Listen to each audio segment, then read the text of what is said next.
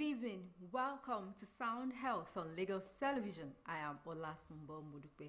Today we are looking at blood donation. The International Red Cross Society says the number of people donating blood has dropped to about 40%.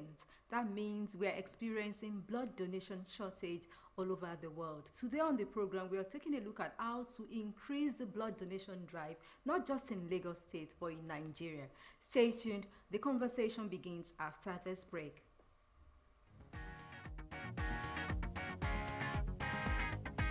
This is the story of one drop of blood. This drop of blood started out in the body of Parry.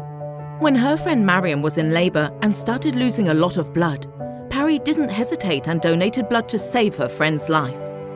That drop of blood, with many others, went from Parry to her friend Mariam, and Parry saved Mariam's life. It's also the story of another drop of blood. Manuel sees every day how accidents happen all the time. He feels a connection to his community and wants to do his part to contribute to the well-being of his people. Every 3 months, he goes to the clinic and donates blood.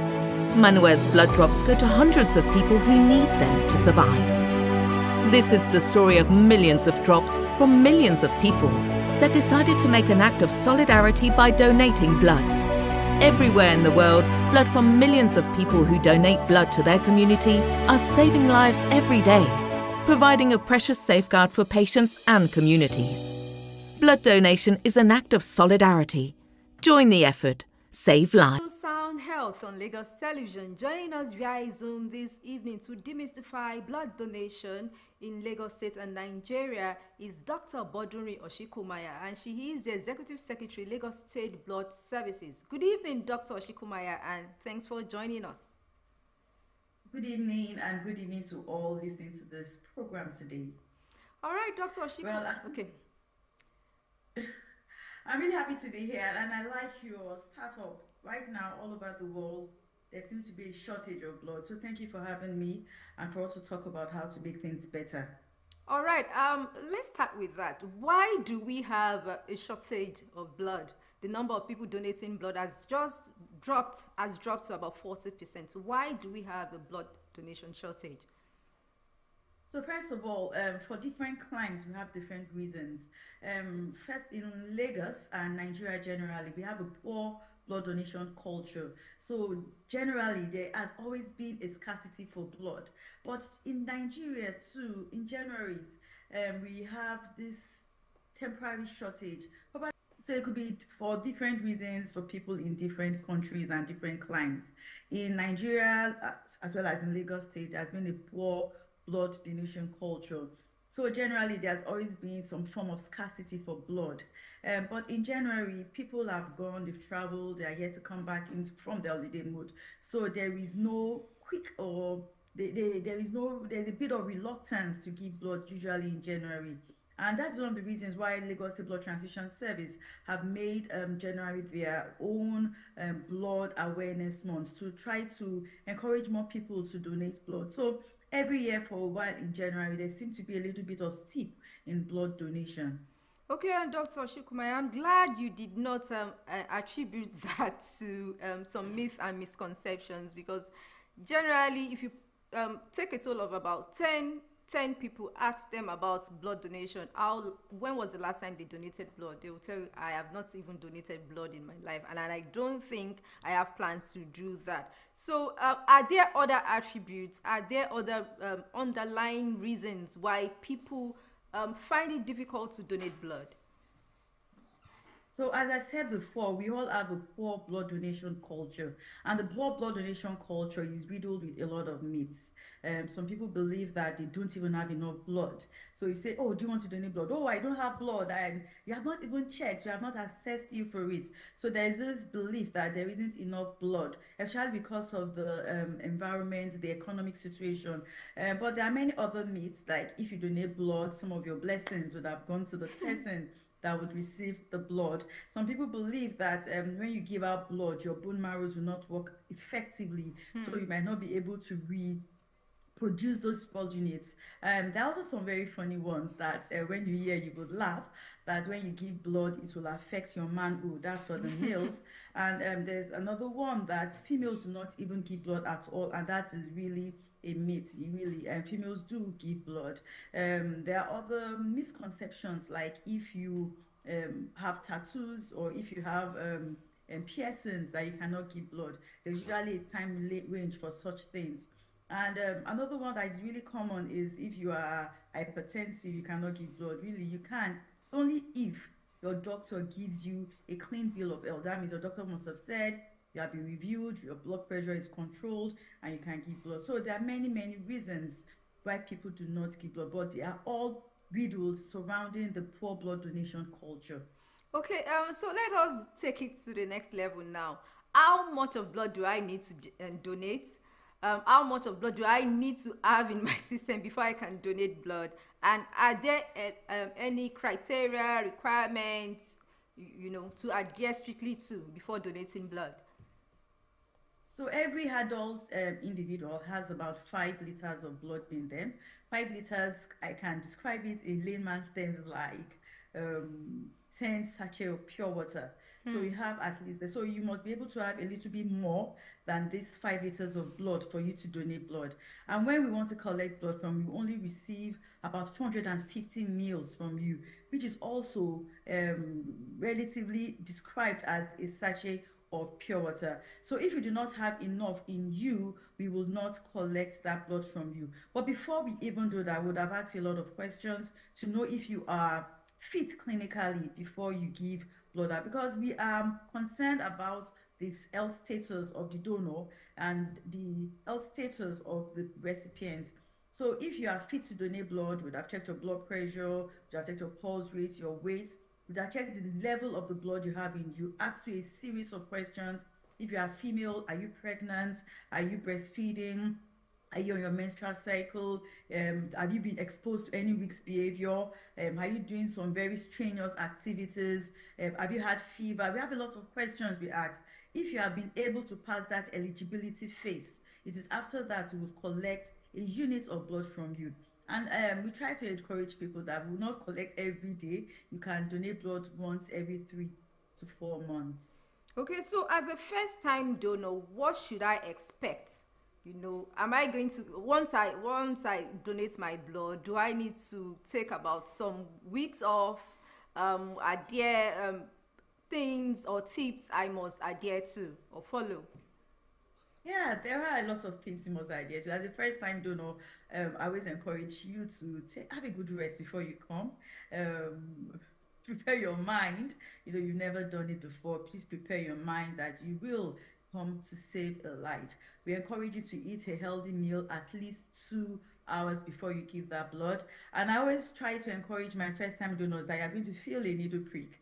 A needle will go into your body. It is might be painful. It's just a prick that is there. But I try to tell donors that just look beyond that needle prick and look at the people that will be saved by the blood you give. After you donate blood, we will continue to give you fluids. The most important fluid or the most important thing you need during or after a blood donation is to take a lot of water, not the non-alcoholic drinks. Non-alcoholic drinks, they do help. It helps to revitalize the glucose as you have given something, it energizes you, but the most important thing is for you to take a lot of water. We also encourage not to do any strenuous activities. Do not drive if it's a long distance journey. Do not carry everything. We just give you a few hours to rest off that period. Okay, so now that we know there are no much of challenges or side effects after donating blood, let us talk about how to ensure safety of this blood screening. Do I just donate the blood and you take it to the blood bank for the next recipient? How do you ensure safety and adequate blood? So the safety of every unit of blood starts from the donor. And as I explained earlier, we would ask a lot of questions. If the donor is not safe, then the blood will not be safe. If the donor has been exposed to risk behavior, might be having possibility, risks of having HIV or hepatitis, we will not collect that blood. After the blood is collected, the blood must be kept in cold chain. The storage of the blood is really important in the safety of the blood, because if the blood is not kept in cold chain, the blood might be, it will be destroyed. We call it lysed, and it is not good for such a unit of blood to be transfused. When this is done, the blood is taken to any of the Lagos State Blood Transfusion Service screening and certification centers, where the blood is screened with only fully automated machines. That means that the involvement of human is really, really low, and it reduces the risks of errors. What we do there is to ensure that the blood is tested for HIV 1 and 2, hepatitis B, hepatitis C, and syphilis. Once this is done and there is no infection in the blood is taken to the blood bank, where it is stored in the right temperature, at the right temperature, and once a need is requested for, there will be something called a compatibility test. The compatibility test is what is known as the grouping and cross-matching. What it means too is that we want to be sure that the blood that is being given by that donor is able to be useful in the recipient, that there will be no reactions that will make them to have other forms of complications. So the blood needs to be compatible with the recipient before it can be transfused. That is what is called a compatibility test. But truly, the safety of blood does not end with just that transfusion. We monitor the person that has received that blood until at least 2 weeks after the blood has been transfused. Okay, talking any blood, any person donate the blood. I'm talking about the blood type, the genotype, blood group. Can anybody with any blood type or blood genotype donate blood now? Yes. We need every blood type. The good thing is the team for the Lagos State Blood Transfusion Service Awareness Month for this year 2024 is "You are somebody's blood type, donate blood." So we have different blood types. When we talk about blood types, we're talking about the blood groups. It could be blood group A with a rhesus positive or negative, blood group B with rhesus B positive or negative, A or AB, O with rhesus blood group positive or negative. So because of the scarcity of blood and because of the high demand for blood, we need everybody to continue to donate that blood. There's always somebody somewhere that blood will be made use of. Well, you talked about genotype. When we talk about genotype, usually the hemoglobin genotype, I'm sure you mean the maybe AA, AS, yes, or the SS. Yes, we can receive blood from people that have the hemoglobin genotype AA and AS only. But if you have hemoglobin genotypes that are normal, like SS or SC, we will not receive blood from you. Okay. Let's look at adverse reaction now. Have you reported cases where donors, say after 2 weeks, they react adversely to a particular blood that was transfused?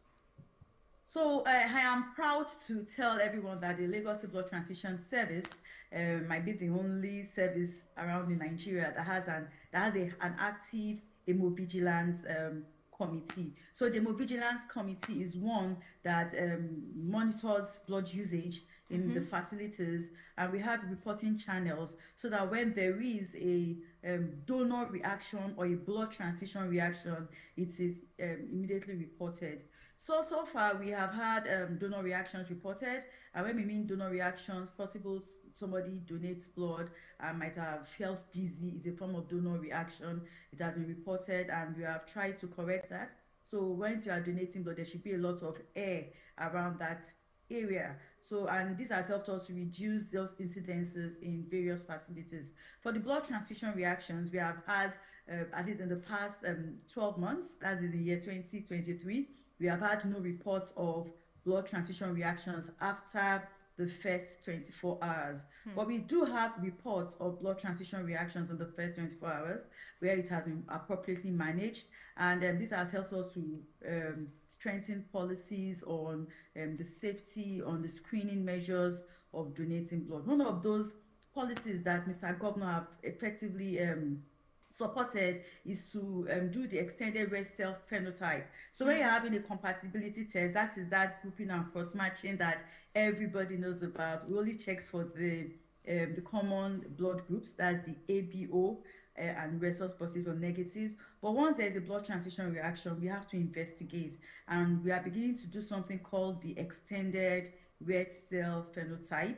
It helps us to investigate more and know if there are any other blood groups that are there in the recipient that has caused a form of blood transfusion reaction. So we do have reports, once you give blood, blood comes with its own risks, but we have been able to effectively investigate and to prevent subsequent blood transfusion reactions in people that have had it. Okay, I know blood donation is an act of solidarity now. You encourage people to donate blood. But I have a particular question, and I'm sure members of the public are also eager to get an answer or a response from you. Why is blood pricey in Lagos, in Nigeria? Why do we have to pay for blood that have been donated? So thank you very much. I really do like to talk about this. And in my usual way, when we talk about blood, I try to explain it with other things we use routinely. If you look at the oil we use, the crude oil we take from the ground is in its raw form. That is the way blood is. When you donate blood is in its raw form. It has to be processed, and you have to use consumables, specialized consumables to collect the blood. So when you take crude oil from the floor, from the ground, it is not possible for you to use it in your vehicles. Neither can you use it to cook as gas, nor can you use it as petroleum jelly that you use to rub your body. So blood that is collected from an individual is processed. We do the screening using the fully automated services. We must keep it in cold chain in specialized blood banks. We must do those compatibility tests. We must do the extended red cell phenotype testing and screening for antibodies. All those things cost some money.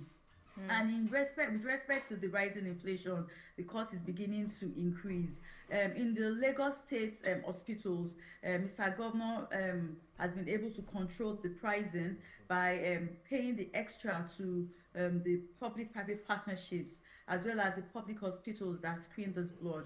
So it might look pricey, but it is done to ensure that the blood is safe for those that receive the blood when it is required. Okay, I hope you're considering subsidy. I hope the governor is also I do not want to call listening. It subsidy, Yes, subsidize the price. Yes. Okay. The governor is paying a very, very high amount, almost half the present price for screening of blood already. Without that, the cost of blood might have even tripled with what we have here. And you could compare it to what is being done by the federal counterparts, the Lagos State hospitals and the Lagos State screening centers give blood at least half the present price from other facilities. Okay, Dr. Shikuma, tell us how you intend to increase awareness, to increase the blood donation drive in Lagos State, because I know this is the month and you're trying to garner more donors. Yes, we've already started. We're talking to the general populace today about blood donation. There is a very, very high need for blood. People really need this blood to remain alive. So we'll continue to talk on news media, on the television, on the radio. We'll continue to talk about it on social media and different gatherings. Next week, we'll have a lot of road walks and going to the markets, going to the community to tell people to please donate blood. We have written a lot of letters to corporate organizations, especially those that have been giving us blood before, to invite us to collect blood during this particular period. And by reaching out to the general public, if you've not given blood before, or if you are a regular blood donor, please, this is the best time to come to give blood. The need is really high. People are, the blood transfusion staffs are going everywhere to appeal to people to please give blood. We cannot give more than a particular amount at a time. So we need a constant inflow of this blood. Also, we try to remind people that blood that is given does not last for a lifetime. Once you give blood, it can only last for 35 days. So after these 35 days, if the blood is not used, which is really rare, the blood will be discarded. So we need to continue to give out this blood so that we can keep the blood banks full. Thank you. All right, keep donating blood so we can keep the blood bank alive and working. You are somebody's blood type. Please donate generously. Dr. Boduri Oshikumaya, Executive Secretary, Lagos State Blood Services. Thank you so much for your time and expertise on how to increase blood donation in Lagos State and Nigeria. Sound Health continues with trending health report from around the world. Please stay tuned.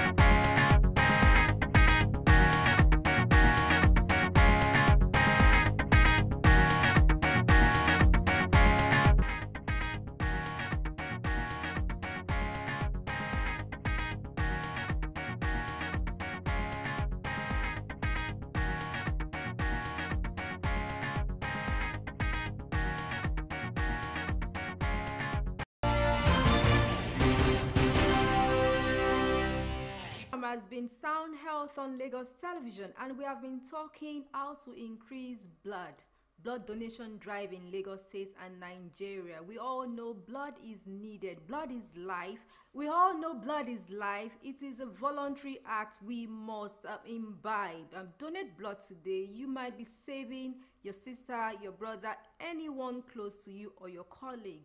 For comments and inquiries, or you have topics you'd like us to treat, or you want to know how to go about donating blood, send SMS to 0035826603 or follow us on social media at LTV Social, #SoundHealth. A sound health is a sound mind. Make healthy living your choice.